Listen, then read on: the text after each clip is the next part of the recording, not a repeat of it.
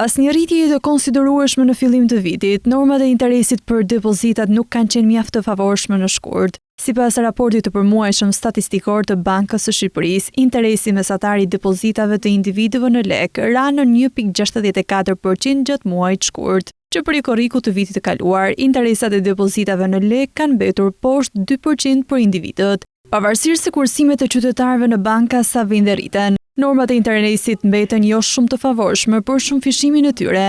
Kjo nënkupton që fitimet e individëve nga interesa do të jenë më të pakta në krahasim me fitimin nga interesa që ishin në fillim të vitit të kaluar. Nga ana tjetër, normat e interesit për kursimet në euro kanë qenë më të larta se ato në lek. Shifrat e Bankës së Shqipërisë tregojnë se interesi mesatar i të gjitha llojeve të depozitave në euro ishte 1.22% në shkurt për individët, me interesat e depozitave nga 1 deri në 2 vite dhe ato mbi 2 vjet që arritën në 2.29% dhe 2.57% përkatësisht. Edhe pse normat e interesit të depozitave të bizneseve rezultojnë më të larta se ato të individëve, këto norma kanë pësuar rënje në krahasim me janarin. Banka e Shqipërisë raporton se interesi mesatar i kursimeve në lek të bizneseve ishte 2.34% në shkurt, me normat e depozitave deri në 1 vit dhe mbi 2 vite të cilat ranë në 2.35% dhe 2.16% konkretisht. Ndërkohë, interesat e kursimeve të ruajtura në banka nga 1 deri në 2 vite u rritën në 3%. Në ndryshim nga individët, për bizneset, normat e interesit për depozitat në euro rezultojnë më të ulëta se ato në lek.